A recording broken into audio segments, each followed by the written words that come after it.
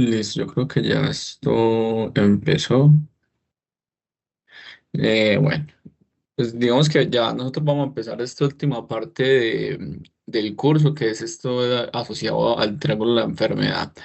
Seguramente pues ustedes han digamos, escuchado sobre esto, creo yo, pues de pronto en otros momentos y en otras materias, pero pues es algo en el que lo vamos a enfocar también como en la parte de las interacciones, ¿cierto? Que es más, digamos, como en el foco de lo que es la materia. Esto va a estar repartido en dos clases. Una es la de hoy y la otra pues sería la de la próxima semana. Pero aquí aclaro una cosita. Lo que pasa es que yo creo que la próxima semana a esta hora yo estoy en un evento de la empresa. Entonces yo creería que, o sea, de pronto no haga pues como la clase virtual, sino que más fácil yo les grabo el video y se los monto ahí para que les quede. O sea, cuando me pueda pues como conectar y les quedaría ahí pues la grabación para que la vean después y ya también les montaría pues las diapositivas. Entonces, para que de pronto ahí lo tengan presente. Igual en el Classroom, pues si no voy a estar en la clase virtual, les copio pues para que lo tengan presente y no se vayan a programar pues a estar en la casa o algo pues que de pronto se les aparezca y no lo hagan por pensar que de pronto ahí está esta clase por ahí pendiente. Entonces, bueno, ¿alguna hasta ahí?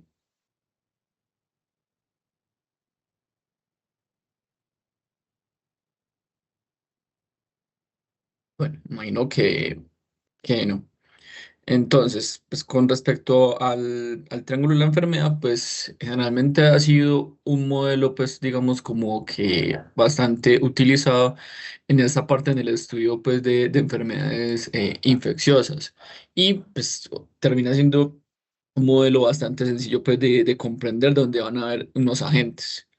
Y particularmente, que eso es algo que veremos en la próxima clase, este modelo sale de algo que es, digamos, como particular. ¿Han escuchado, primera pregunta, ¿han escuchado sobre el triángulo de la enfermedad en algún momento? Sí, profe. Listo. Y los que hayan escuchado, ¿de dónde creen que salió el triángulo de la enfermedad? ¿Del estudio en qué o qué? ¿De humanos, de animales? De humano. Imagínense que no es de humanos, eso salió de plantas.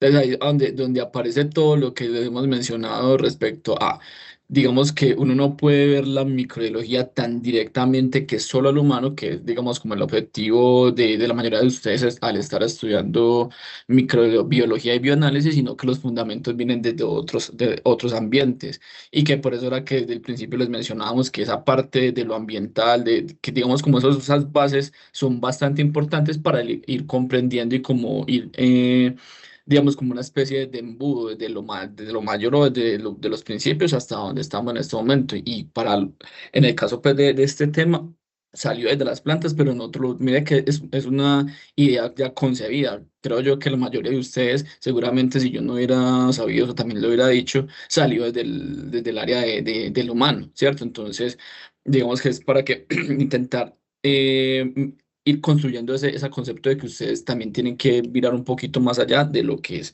esa parte pues, del humano. Como le digo, entonces son tres agentes. En un principio pues está ese agente causal, hay un huésped pues que puede ser, obviamente aquí está muy asociado al humano, que puede ser un hombre, pues hombre me refiero no al género, sino obviamente al humano, puede ser un animal o en su efecto también puede haber unas veces, pueden ser plantas que están recibiendo algún tipo de patógeno, o sea, básicamente cualquier ser vivo que se pueda infectar. Dentro de ellos, ¿cierto? Tiene que haber una interacción, pero el simple hecho de que haya una interacción no es una razón suficiente para que se genere una enfermedad. Tiene que haber un tercer agente involucrado, que es el medio ambiente, ¿cierto? Que es el que me va de pronto a generar algunas condiciones que me va a favorecer esa enfermedad. Este modelo, pues bajo lo que estamos viendo, pues no es un modelo que se pueda establecer para todos los tipos de enfermedades. Pues, por ejemplo, en el caso de enfermedades del corazón, del cáncer y otras, no es, digamos, como que extrapolable hasta allá. Ahora, nosotros sabemos que, digamos, hay una interdependencia de cada uno de ellos y también hay que tener en cuenta que hay un cuarto, por decirlo así, como un cuarto agente que está por detrás o a un ladito, que no se menciona mucho, obviamente, pues porque no siempre habla del triángulo de la enfermedad, que es el tiempo. Y ese tiempo es bastante utilizado pues para poder hacer esas investigaciones de las enfermedades y epidemias. Eso es algo que digamos es más empleado y utilizado pues por los que estudian epidemiología, ¿cierto? Como les acabo de mencionar, ese triángulo de la enfermedad pues digamos que dentro de lo que es el ambiente son las condiciones que me ayudan a permitir o que generan pues digamos que dan la posibilidad de que el patógeno genere pues algún tipo de enfermedad. Como les mencionaba, repitiendo lo anterior, pues el hospedero puede ser animales, hombre o plantas, pues aunque no lo tengo ahí escrito. Y entre los agentes, pues ya sabemos digamos como todos los que pueden estar asociados. Como les mencionaba, ese cuarto elemento digamos que es el tiempo, es lo que es más utilizado para la parte de epidemiología, porque uno aquí estaría representando esos periodos de incubación o en su efecto también la esperanza de vida que puede tener el huésped o adicionalmente también el mismo patógeno o cuánto está durando esa enfermedad o afección digamos que en el ser que está recibiendo ese tipo de patógeno. Entonces, si se dan cuenta, sería como un cortagente dentro de lo que es el triángulo de la enfermedad. ¿Habían escuchado sobre también el tiempo involucrado ahí o eso no lo tenían presente?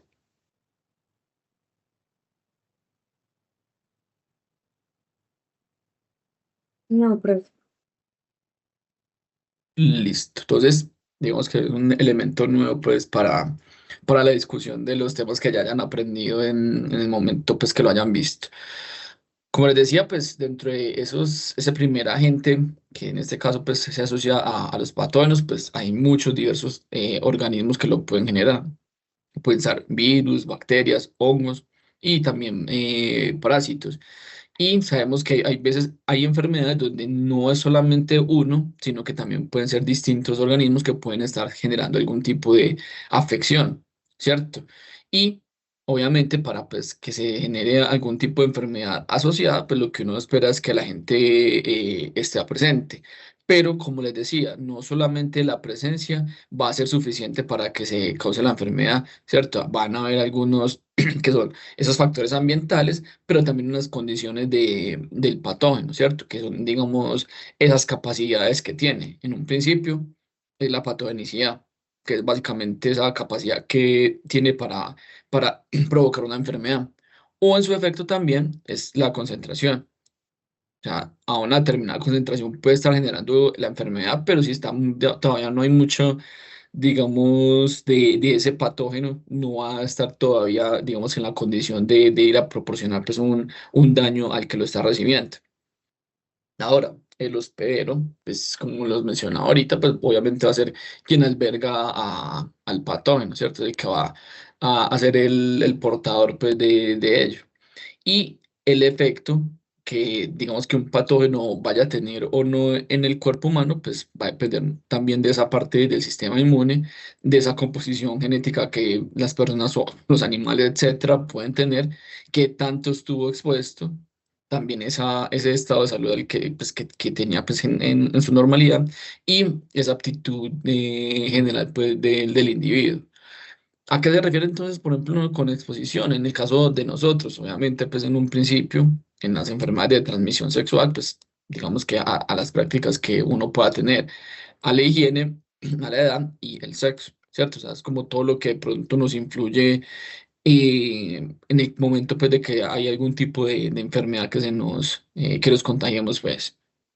Con respecto al ambiente, hay que tener presente que el patógeno, como se los mencionaba ahorita, aparte pues, como de esa capacidad que tenía yo por aquí, en el caso pues, de promover o de provocar una enfermedad, va a entrar digamos que en otra particularidad. Van a haber unas condiciones que cuando son las ideales es donde va a generar la enfermedad. Por eso digamos que está resaltado en azulito, y está el cosito aquí, está resaltado aquí en azulito que solo van a prosperar donde hay unas condiciones ideales. Y digamos que como ejemplo es que pueden, por ejemplo, en el caso de la temperatura, hay algunos de ellos que no van a estar proliferando a cualquier temperatura. Digamos que pueden tener un rango, en este caso asociémoslo a tolerancia, donde pueden estar haciendo ese efecto. Y van a depender de varios factores. En el caso pues, de esos, digamos que la enfermedad como tal, ¿cierto? Estamos teniendo aquí en cuenta el ambiente, pero no podemos dejar obviamente a un lado esa parte de la enfermedad, donde la enfermedad, de acuerdo a ese ambiente, va a depender de esos aspectos biológicos, alguna, de alguna otra manera también los sociales, en el caso del humano, culturales y físicos, y digamos que uno en el ambiente lo puede ver en, digamos, como en otro sentido. ¿Y en qué sentido, o a qué sentido me refiero? Es ese entorno que va a estar acompañando al patógeno. Y ello va a ser parte de ese ambiente. ¿Y por qué lo digo como un entorno? Porque, digamos, un patógeno puede estar tanto dentro del hospedador como por fuera. Y así todo va a tener, digamos, va a tener un efecto ambiental, sea porque está dentro de uno o porque está por fuera. ¿Por qué? Porque va a ir a entrar a esa comunidad, ¿cierto? Entonces ahí es donde se da ese, digamos, como ese condicional que va asociado al ambiente y directamente entonces al entorno en donde se encuentra, sea pues en el caso internamente en el cuerpo o cuando está pues en otra etapa de su ciclo de vida por fuera del cuerpo. Y el tiempo, pues como se los mencionaba yo a ustedes ahorita, este tiene en cuenta pues esa gravedad de las enfermedades que están relacionadas con el tiempo en que la persona puede estar infectada o digamos también teniendo en cuenta cuándo se causó la muerte o también cuando pasó ese umbral de digamos que ya se salvó prácticamente, que se fue a la recuperación. Ahora, cuando tenemos en cuenta esos tiempos, hay unos elementos, que es, por ejemplo, en el caso del tiempo transcurrido desde que se da esa infección hasta el momento que aparecen los síntomas. También está esa parte de cuánto me está durando esa enfermedad. Y en el caso ya de cuando se establecen epidemias, es, digamos que establecer ese umbral que prácticamente viene siendo esto, que es el mínimo de casos que indican el inicio de un brote de una enfermedad específica. Entonces miren que esta parte o ese cuarto elemento es mucho más enfocado pues como a la parte más de epidemiología para poder tener esa comprensión o entendimiento pues de los procesos de las enfermedades que obviamente, pues en este caso, pongámoslo directamente al humano nos pasa. Aquí tenemos un ejemplo, que es este del VIH. Tenemos un agente, ¿cierto? Y directamente pues todos lo conocemos, que es el virus que ataca pues el sistema inmunitario. ¿Qué puede, digamos, qué hace este tipo de virus? Es que prácticamente, digamos que daña nuestro sistema inmune. Básicamente no puede hacer nada contra él, ¿cierto? Y tenemos, digamos, varias maneras de podernos contagiar. En un principio, pues por un contacto directo. ¿Y contacto directo con quién? Pues con los fluidos corporales de, digamos que en este caso, otra persona infectada, que puede ser obviamente pues a través de ese contacto sexual o pues en el caso de las personas que, digamos, tienen algún vicio como la heroína, etcétera, pues con agujas compartidas. Esos son, digamos que maneras de introducir en nuestro cuerpo, pues obviamente un virus de este tipo y que sabemos pues que es bastante complejo. Con respecto al huésped, digamos que en un principio se cree que ese tipo de virus fue transmitido por los chimpancés. ¿Por qué? Porque los humanos, pues, digamos que hemos sido bastante dañinos y terminamos en su momento cazando, digamos que a muchos de todos estos chimpancés, digamos que en África, y alguno de ellos pudo haber tenido una, digamos que una cepa mutada de ese virus, ¿cierto? Al estar, digamos, el humano cazando estos chimpancés y estar en contacto con la cepa mutada, ¿cierto? Tuvieron contacto con su sangre. ¿Qué pasó con ello? Pues que se dio una transmisión. Y ese tipo de transmisión, pues pudo haber sido por varias rutas o que alguno de ellos haya podido tener una herida abierta o en su efecto, pues a través de las mucosas pues, de la boca. Entonces, digamos que nosotros mismos hemos sido artífices de muchas de las enfermedades de este tipo que vienen desde los animales. Ahora, con respecto al entorno y este tipo de enfermedad, aquí sí en el humano pues tenemos un condicional, que son esos factores socioeconómicos, que directamente pueden estar influenciando esa propagación, ¿cierto? ¿Y por qué? Pues porque, digamos, en el caso de donde más se puede estar presentando pues aquí en Medellín también ya es mucho, pero hace muchos años era muy fuerte en algunos países que también tenían unas particularidades, que era la pobreza.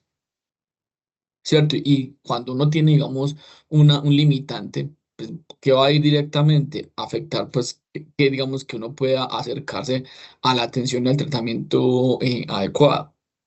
Y adicionalmente, pues ya no tanto, pero hace mucho tiempo la discriminación, ¿cierto? Que eso también lleva a que las personas no vayan y busquen la atención adecuada. Pues de hecho, digamos que una película que no tiene que ver mucho con eso, pero que lo deja ejemplificado, es esa película de Freddie Mercury, que no sé si ustedes la hayan visto por ahí, que cuando él estaba infectado, pues, se sentía como si lo fueran a discriminar, que no le tuvieran a pesar, que no lo fueran a coger como, digamos que el conejito de Indias para tenerlo como de visual de esa enfermedad y de los problemas que pueden causar, ¿cierto? Que lleva, digamos, ese entorno a poder generar pues este tipo de problemas, pues prácticamente va a ser nuestro comportamiento. En un principio, no estoy aquí catalogando ni estigmatizando ni satanizando, pero hace años era bastante fuerte entre la comunidad pues, homosexual, o sea, entre mujeres y mujeres o hombres o hombres.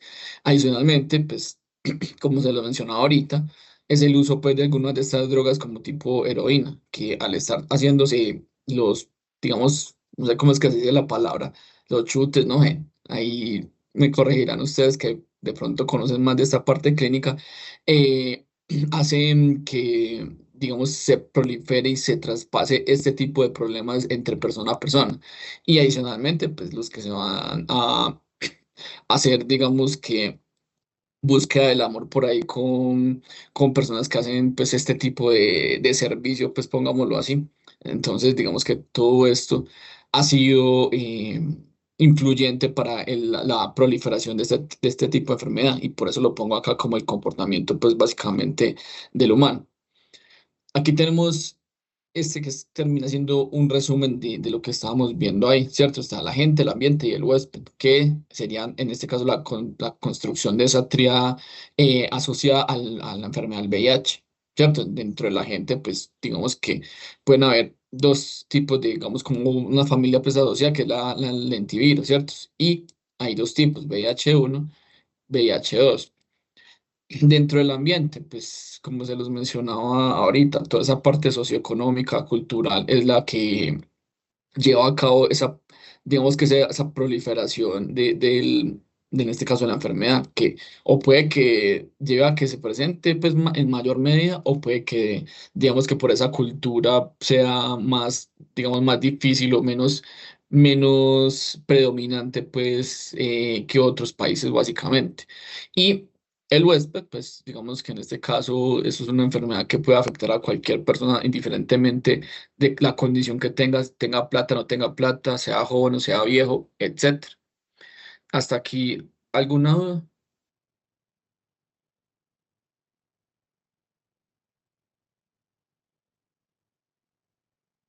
No, profe. No, profe. Yo me imagino que esto ya también lo habrán escuchado por ahí, pero ya vamos a entrar un poquito más a ahondar en lo que les decía ahorita, pues que son relacionadas a esa parte de las interacciones.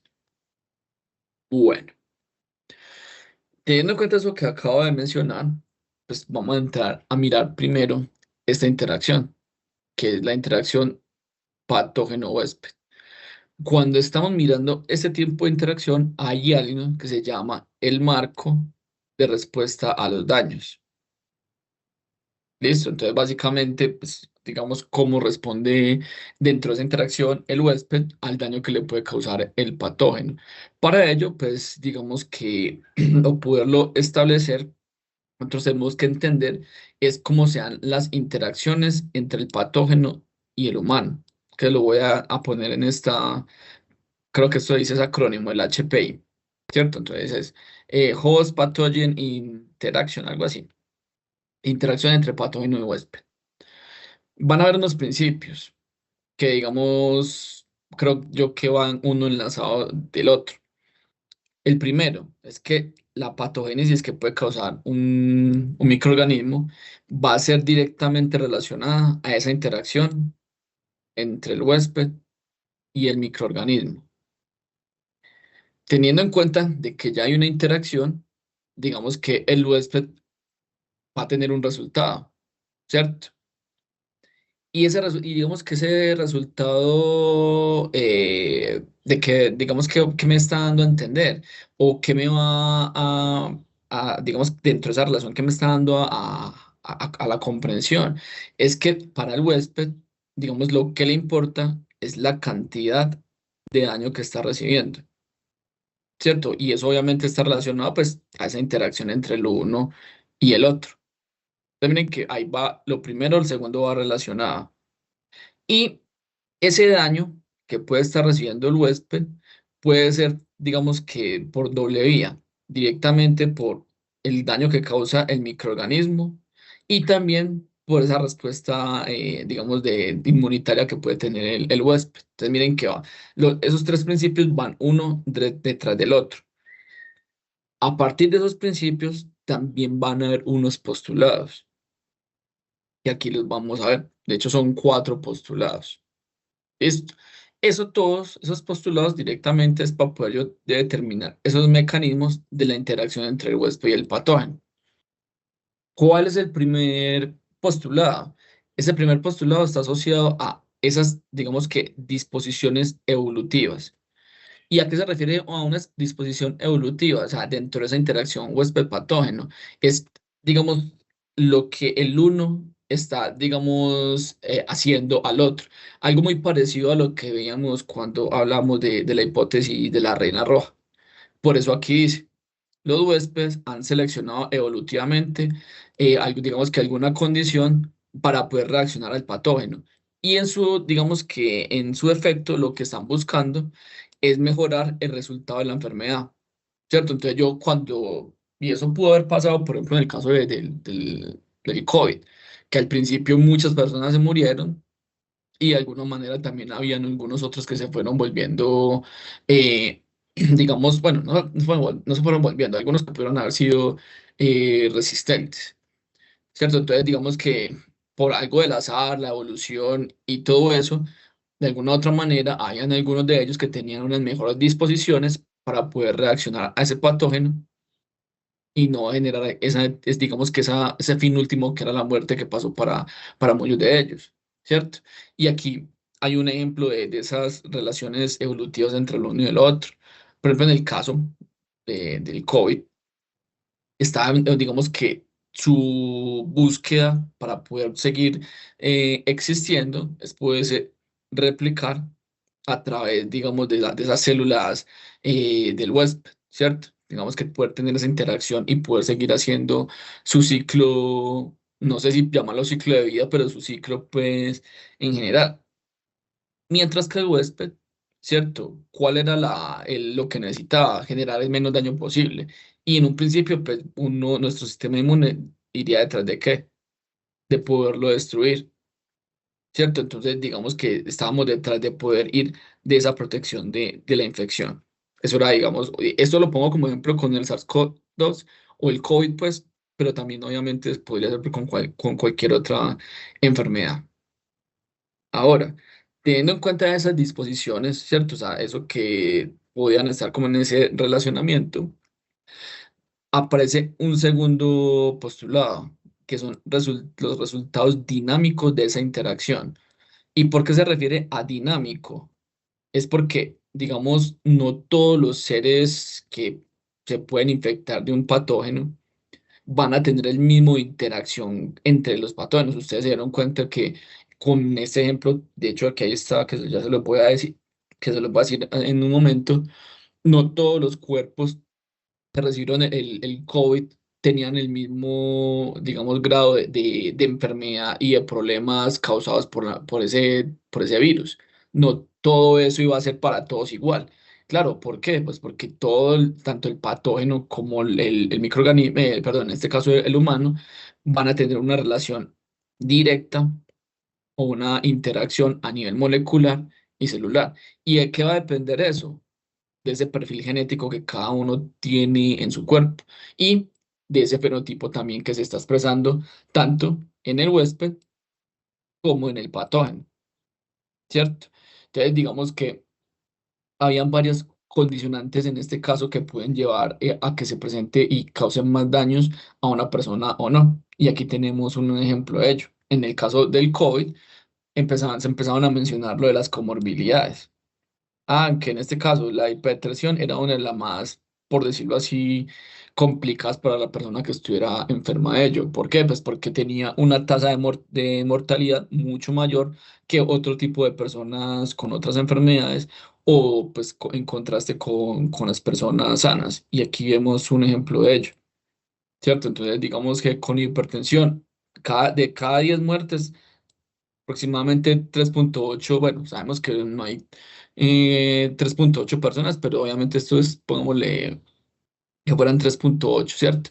En contraste con otros, por ejemplo, con una persona sana, que eso está por aquí, sin, bueno, sin comorbilidades, que tenía una tasa de 1, ¿cierto? Entonces uno dice, bueno, una persona con hipertensión tendría mucho más chance de morir, ¿cierto? Y todo eso, claro, va asociado a esas condiciones y esas condicionantes que tenemos que ayudan digamos, a esa interacción entre el patógeno y el huésped. Puede que sea para que no sea una enfermedad tan fuerte o puede que sea por el contrario, a que la enfermedad sea mucho más fuerte de lo que podía haber pasado. Y que seguramente ustedes se dieron cuenta con familiares cercanos o lo que sea, de que todo el mundo, o también les pasó. Supongo yo que aquí a más de uno le habrá dado COVID en ese momento, pues cuando apareció la enfermedad, o a ninguno le dio. Se lograron vacunar y no les pasó nada.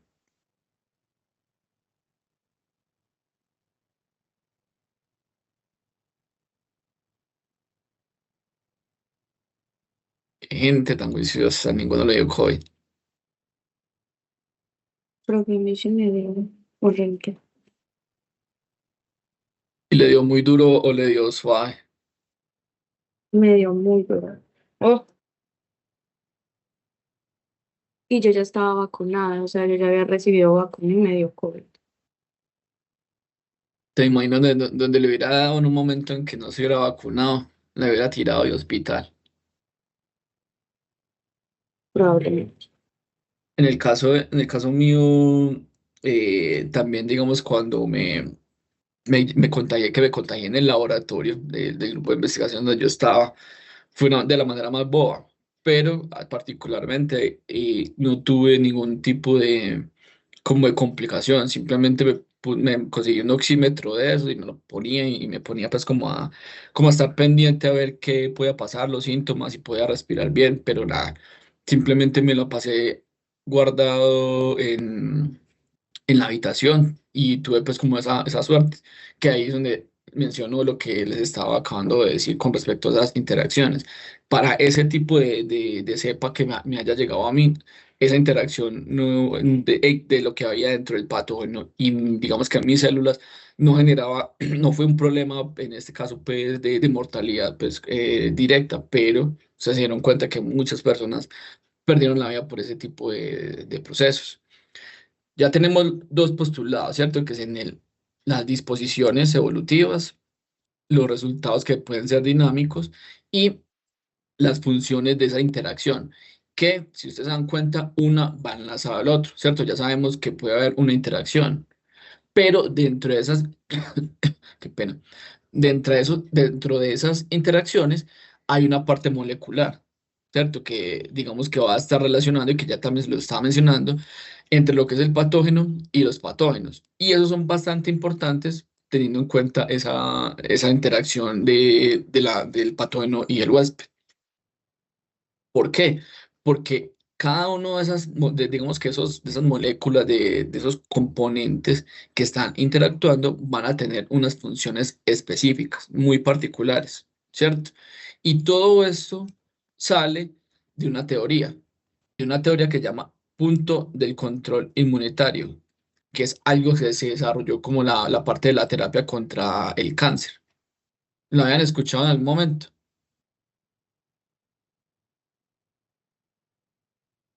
No, no, señor. Listo, básicamente ese, digamos que esa manera de hacer o de comprender esa interacción a nivel molecular, teniendo en cuenta esta teoría, estaba la interrupción de esa parte donde se conectan, digamos en este caso el patógeno con las células huésped, o en el caso del cáncer, pues las células tumorales con las células pues que, digamos, sanas de nuestro cuerpo, ¿cierto? Y si yo hago esas interacciones, directamente van a ser esos puntos de control específico, que para ello pues se utiliza algún tipo pues, de tratamiento o fármaco, ¿cierto?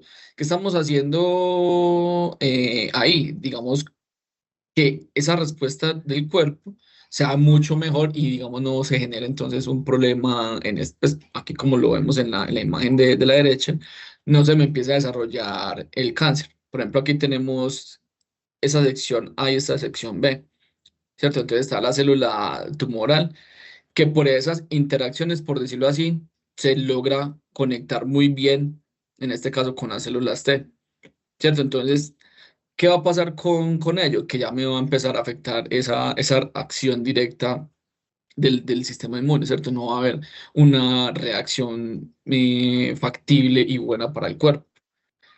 ¿Qué pasa y cuál era el punto de control inmunitario ahí o con lo que se logró, pues, quitar esa interacción? Que a partir de compuestos como los que aparecen acá, ¿cierto? Que ustedes están viendo ahí, ¿qué generaron estos compuestos acá con respecto a esto? Anticuerpos, ¿no? Sí, básicamente, esos anticuerpos vinieron a hacer una interrupción de la conexión entre la célula tumoral con la célula T. ¿Qué pasó con ello? Que si no se da la conexión, pues la célula tumoral termina muriendo.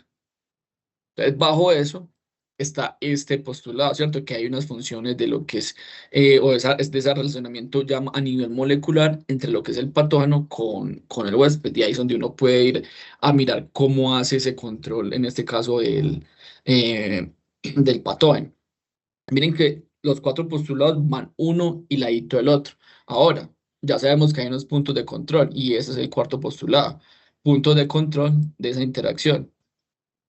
¿Cierto? Que son bastante importantes para, obviamente, poder saber cómo, digamos, se va dando esa progresión de esa interacción y de la enfermedad. Nosotros, como lo acabo de mencionar, pues esa interrupción la podemos hacer, obviamente, a través de un fármaco o una vacuna. Que en sí la vacuna, pues en el caso pues, de lo que pudo haber sido, no sé el fundamento de las vacunas del COVID, pero si la vacuna del COVID tiene esta concepción, seguramente pudo haber ido enfocada o se pudo haber creado enfocada a esa interrupción en donde se conecta lo uno con lo otro. Porque eso directamente puede ir a cambiar, ¿cierto? Esas, digamos que esas conexiones que se están dando entre ellos.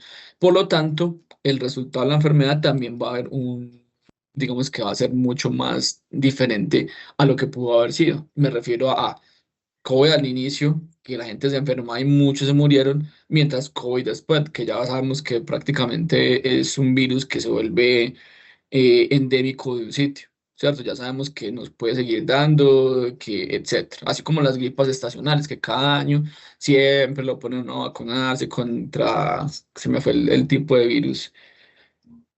Bueno, la gripa estacional que cada año y que siempre todas las mamás dicen, ay, sí, la gripa que está dando.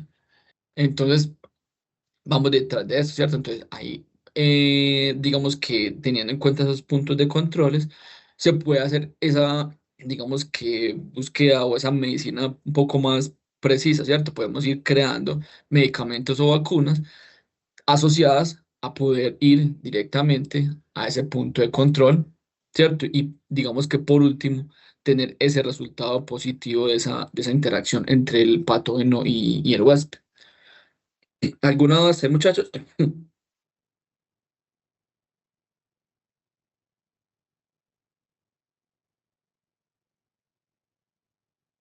No, Muy profe. No, bien, profe.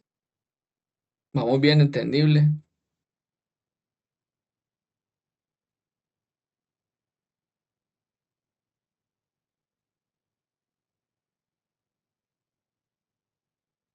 Anda en silencio, ¿lo han entendido? ¿Algo que repetir? Sí, sí, sí, señor. Bueno, bueno, entonces continuemos. Aquí hay una especie como de tablita resumen de lo que les acabo de decir. Tenemos el primer, ay, espera que se me pierde ya. El primer postulado, que es una de las disposiciones evolutivas, ¿cierto? Es como cómo se relaciona lo uno y sobre el otro, que les mencionaba que tiene como una especie de símil con lo de la hipótesis de la reina roja. Van a ver también entonces una dinámica, ¿cierto? Que lo que les mencionaba ahorita en este segundo postulado, ¿cierto? Que es lo relacionado a lo molecular y lo celular. Y ahí se van a dar esas interacciones entre lo que es el patógeno con con el, digamos en este caso, con el humano. Si uno hila un poquito más allá, ¿cierto? Entonces no van a ver solamente una relación del patógeno y el humano, sino que también va a haber una relación más a nivel molecular, que era lo que habíamos mencionado también hace un momento. Y dependiendo de esa relación molecular es que nosotros vamos a saber cómo hace la enfermedad. ¿Listo? Entonces, aquí como ejemplo, dentro de los que están participando como patógeno humano, pues teníamos el ejemplo ahorita del humano y el COVID. ¿Cierto? Y dentro de esas, digamos, como esa interacción molecular, pues van a haber, digamos, unos elementos que llevan a que el COVID se conecte, por decirlo así, a nuestras células. Y es ahí donde se da ese punto de control. ¿Cierto? Que es donde lo que les estaba mencionando, pues, ahorita, que es donde ahí es donde está como el punto importante que yo puedo utilizar para la creación entonces de algún tipo de elemento para contrarrestar, pues, básicamente la enfermedad, que aquí está básicamente entonces el cuarto postulado. Queda un poco también claro ahí, porque esta es una tablita resumen, pero que viene obviamente de todo lo que habíamos hablado hace un momento.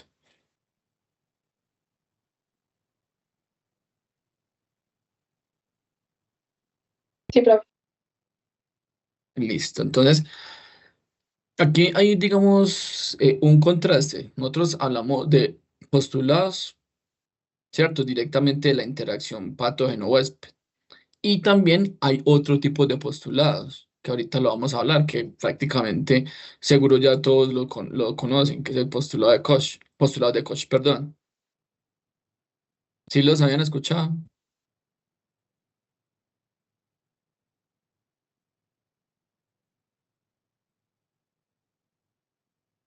No, yo no puedo creer que no hayan escuchado los postulados de No. Koch nunca.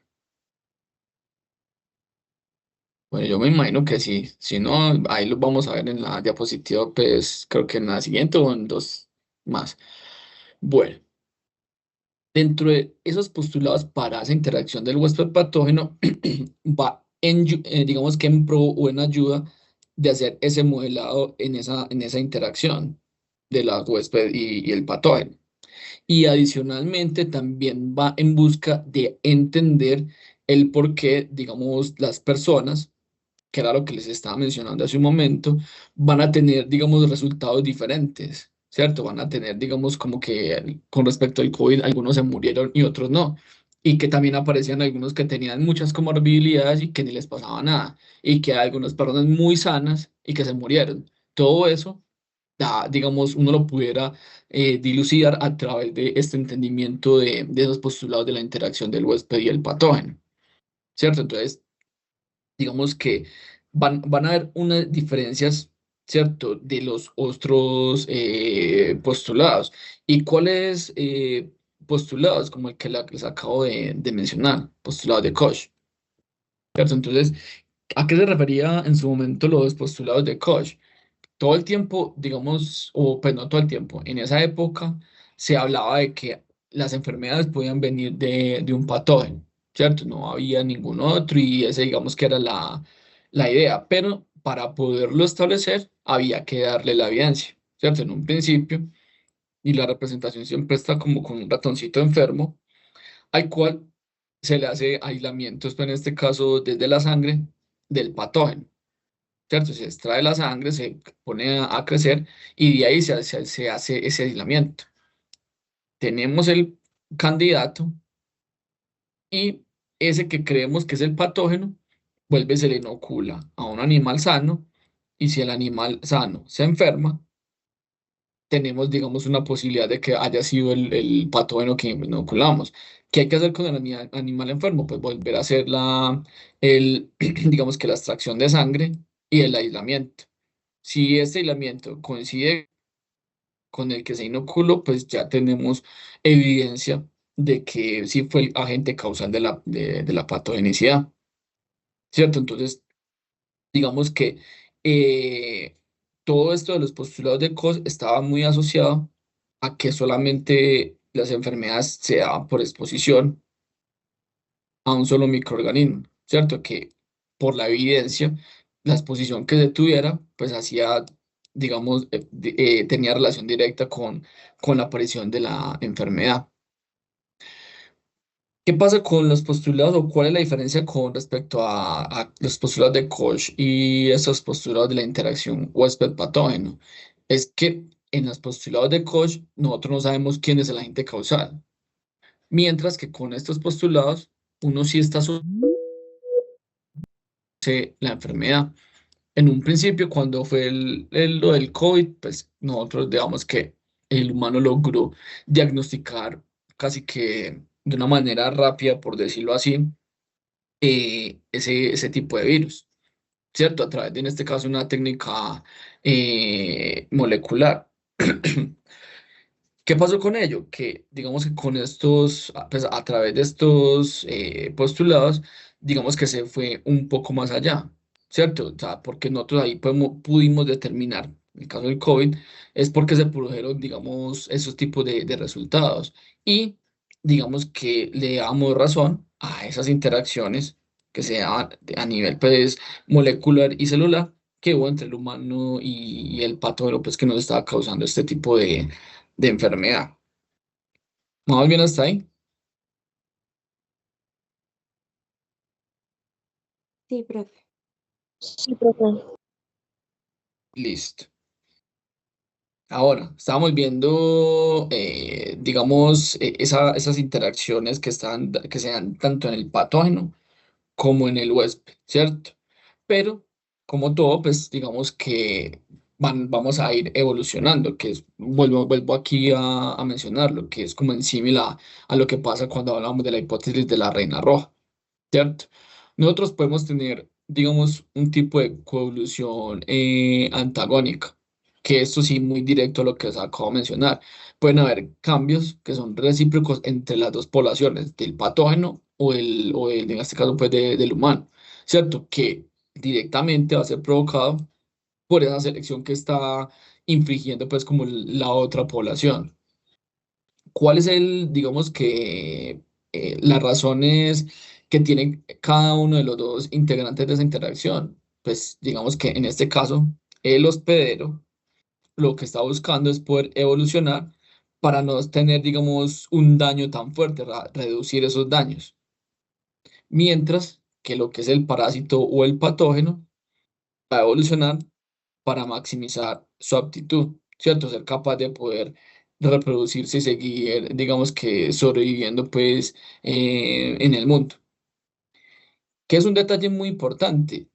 Esos cambios no es que generen a que la especie cambie completamente. Aquí lo que se está haciendo es algunos cambios a nivel de genes, no que toda la especie va a evolucionar, ¿cierto? O sea, hay algunos genes que cambian y pueden llevar a que, digamos, en el caso del hospedero, pueda evadir a los daños y en el del parásito o el patógeno, pues obviamente mejorar su capacidad de poder seguir pues como replicándose y haciendo su función pues por la cual han evolucionado en esta tierra.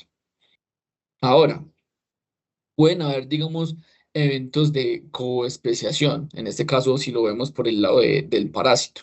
Pues de parásitos no ya tanto como patógeno causal de una enfermedad mortal, pues básicamente.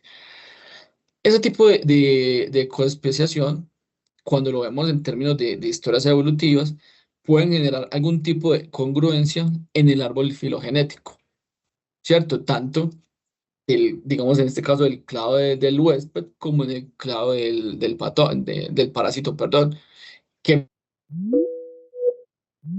pues sí se está dando una coevolución, ¿cierto? Entonces, si ustedes ven acá, pues esta imagencita de la derecha, aquí tenemos un pajarito y aquí hay un insecto que digamos que es una pulga que lo está acompañando. ¿Qué pasa en los momentos donde se van generando los momentos evolutivos? Que aquí hubo una divergencia del pajarito y aquí pues también hubo una divergencia en este caso del piojito. Se van, digamos, dando, y por eso lo mencionaba aquí como algo pues tipo congruentes. Por ende, y como lo menciono aquí, pues si pasan estos eventos, que no es que pasen de una, pues ven que digamos que en términos de años no se dieron en el mismo momento, generan que digamos que esos clados haya una coincidencia. Ahora, aquí tenemos, digamos, varios tipos de posibles formas en la cual se dé esa coespeciación y digamos que es el clave entre los dos tipos de agentes que interactúan sean similares. Aquí tenemos lo que aparece pues como tubular, que vendría siendo como el hospedero, siendo como esto, lo tubular, y la línea interna que es la oscura es el parásito. ¿Qué pasó acá en este evento? Directamente si es coespeciación, pues básicamente evolucionaron los dos, digamos que relativamente similar, se generaron dos especies del hospedero y se generaron dos especies del parásito. Listo. Ahora tenemos esta siguiente, donde había un hospedero y un patógeno, pero por algún, digamos que particularidad de la selección natural, mutación, obviamente de pronto la más involucrada, hubo un cambio donde el parásito fue capaz de ir a parasitar otro tipo de, digamos que de organismo. Y ya de ahí en adelante, pues ya van a quedar una especie de parásito que fue para el primer hospedero y un patógeno nuevo, un parásito nuevo para la especie que no lo tenía antes, ¿cierto? Entonces aquí se ve la diferencia. Puede haber también especiación independiente, es decir, hubo algún tipo de cambio o mutación o algo que se fijó y en vez de generarse o seguir de pronto una sola especie, en este caso el parásito, se generaron dos tipos de especies distintas. Por eso se llama una especiación independiente. También pueden pasar, digamos, por diversos motivos. La extinción, es decir, hubo algo que me llevó a que el parásito no fuera capaz de seguir, digamos que invadiendo al huésped y por ende, digamos que desapareció.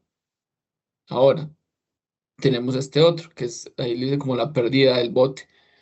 ¿A qué se refiere con esto? Tenemos una especiación del hospedero, se la ven acá, por alguna mutación o cambio pues particular del ambiente, lo que sea, se generó una nueva especie. Pero ¿qué pasó con el parásito? Siguió siendo parásito de la especie a la cual era, digamos, la inicial. Y este cambio que hubo, el parásito no, digamos que no tuvo necesidad, no tuvo, pues, digamos que de manera natural no se dio ese momento de la mutación y por ende no hubo, digamos que ese un parásito para que se fuera detrás de esa nueva especie que se produció, que es que se produció, se produjo. Qué pena y la el lapsus. Y ahora, pues por aquí es cuando ya hay fallo de la especie, ¿cierto? Que ese es como de la especiación, perdón, que eso es como lo que está representado en esta última parte de la imagen. Ahora, ustedes están viendo aquí unos clados de lo que es un, digamos que un animal, un hospedero, perdón, un hospedero, y lo que son en este caso, pues unos parásitos, que son estos que son unos piojos. Prácticamente los clados tienden a ser parecidos, pero no necesariamente están directamente relacionados o iguales, pues por decirlo así, donde pues digamos que habían, digamos como diversas, pongámosles, géneros y especies directas, y al mismo tiempo también por evolución empezaron a aparecer también algunos géneros y algunas especies también relacionadas. Voy a decir cualquier cosa, por ejemplo, en este caso, este que es Tomomides, bueno, este, no va a ser capaz de decirlo, me afectaba o era parásito directamente de Tomomis, ¿cierto? Que ese es el género del Atus.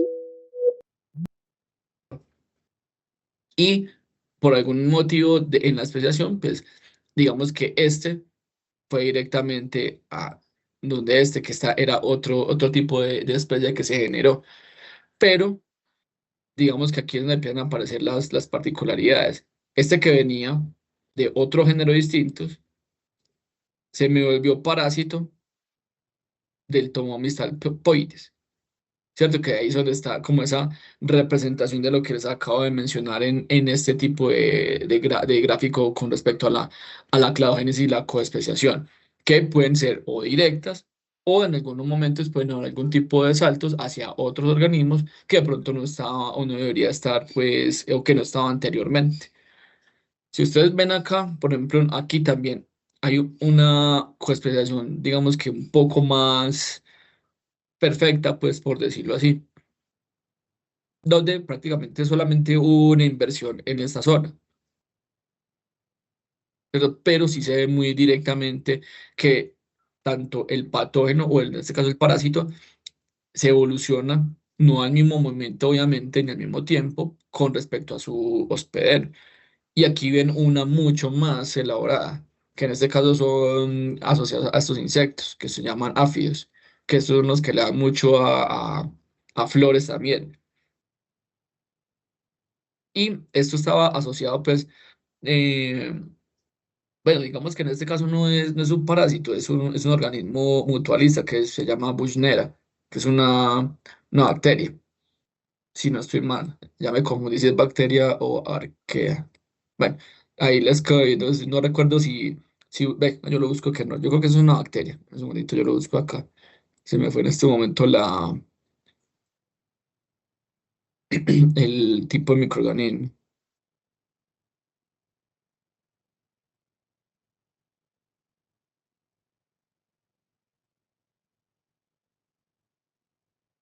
Sí, es una bacteria. Ahí qué pena el lapsus que tuve. Pero aquí lo que estoy representando es cómo se da casi que de manera perfecta la evolución, en este caso mutualista, de lo que puede ser en este caso una bacteria con su, digamos que, hospedero, ¿cierto? Y digamos que pues puede haber sido una relación evolutiva de hace demasiados años y que se convirtió, digamos, como en esos primeros simbiontes de los áfidos. Aquí vemos, a pesar de que esto no es tan de parásitos, sino ya más del mutualismo, también en términos de insectos, como muchos de esos microorganismos que llegan, en este caso, pues bacterias, eh, tienen esas asociaciones con sus hospederos que han sido por muchísimos años. Por ejemplo, en el caso de los áfidos, 100 millones de años. 180 pues, ay, no me acuerdo, esto es a mí, sí, millones de años. 180 millones de años. Y así sucesivamente. Mosca blanca, que es otro que de pronto pueden conocer ustedes por ahí. eh, Cochinillas, cucarachas, si ustedes se dan cuenta, asociadas con un microorganismo particular. Y que son asociaciones bastante, digamos que establecidas por tanto tiempo. Ahora, hay que tener en cuenta, espera muchachos, un segundito. Me tiene aquí como maluco la gripa, un segundito.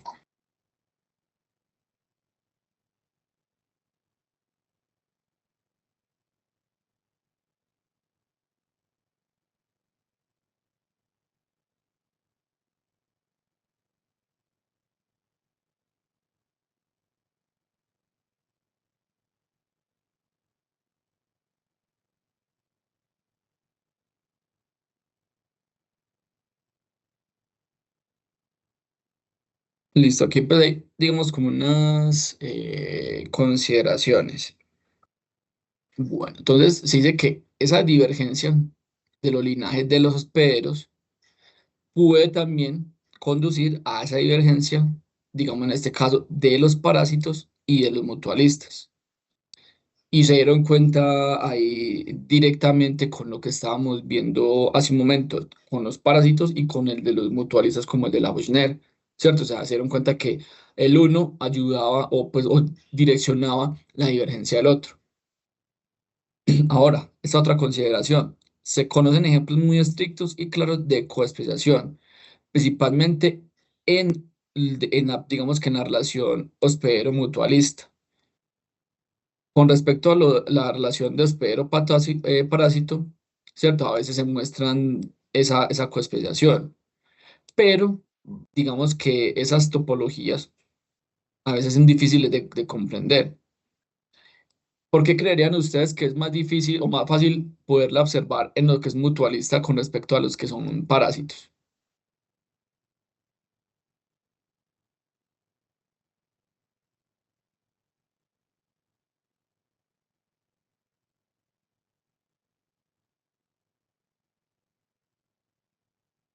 Bueno, ahí les dejo como un respondido, les dejo la pregunta. No se conoce ningún caso antiguo de coespeciación u huésped parásito. En el caso de los mutualistas, la coespeciación puede remontarse a varios cientos de millones de años, donde digamos que el mayor ha sido 500 millones de años, que es una relación directa entre bacteria y gusano.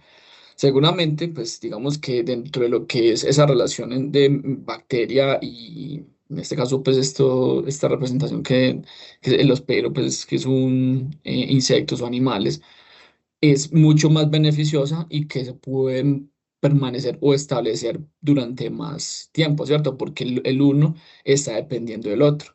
Mientras que la relación que son más tipo parásito, pues si ustedes recuerdan lo que estábamos hablando ahorita hace un momento, pues el huésped va a ir, digamos, detrás de poderse defender, ¿cierto? Entonces va a tener una presión de selección del parásito y probablemente pues va a tener unos cambios que pueden limitar en de alguna u otra manera la proliferación del parásito. Entonces pueden llegar momentos en los que, digamos, pueda generarse algún evento donde o se extingue o el que evolucionó ya no se fue con el parásito, etcétera, ¿cierto? Que era lo que veíamos ahorita con los clavos.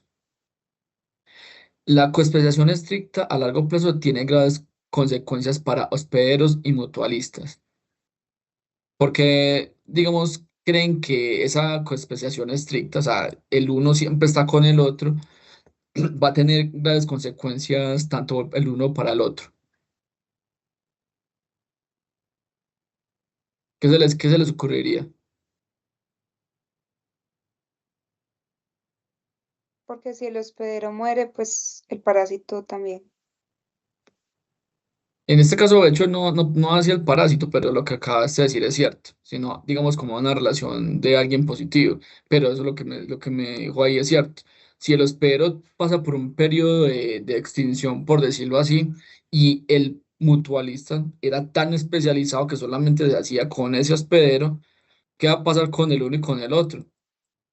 Todos van a desaparecer. Entonces, esa es, digamos, una consecuencia directa y que es grave para lo uno y para lo otro. Ahora, la coespeciación se asocia sobre todo a la transmisión vertical. En los casos de coespeciación prolongada, la transmisión vertical suele ser perfecta. ¿A qué se refiere con esa coespeciación prolongada? Es que, pues, digamos, como lo veíamos ahí en esta imagen, miren que se daban todo ese montón de momentos de coespeciación y miren que se daba de una manera, a través de tantos años, se fue generando de manera prolongada y se volvió algo, digamos, como de una manera casi perfecta. A eso se refiere en ese caso a digamos, esa consideración y que se da a través de esa transmisión vertical de lo uno hacia lo otro. Y yo creo que voy a dejar hasta acá por el momento. Fue más o menos una horita de clase. A ver si de pronto me alivio ya para la próxima y ya quedaría, hasta aquí más o menos era la mitad de estas diapositivas. Ya quedaría faltando entonces la próxima semana esta parte pues de lo que sigue. Así que muchachos, por aquí pararé el video. Profe, una inquietud. ¿Este parcial sería más o menos para cuándo? Ese parcial creo que está como para el 9 de diciembre, si no estoy mal. O sea, para en 15 días prácticamente. Bueno, un poquito menos de 15 días.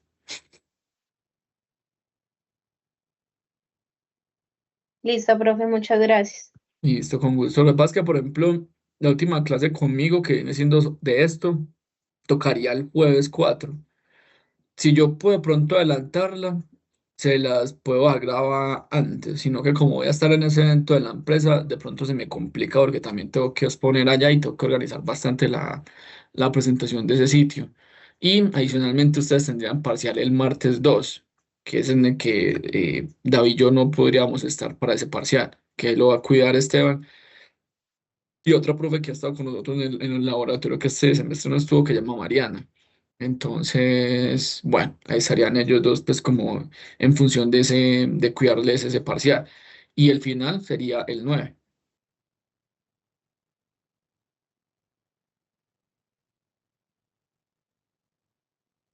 Listo, profe. Muchísimas gracias.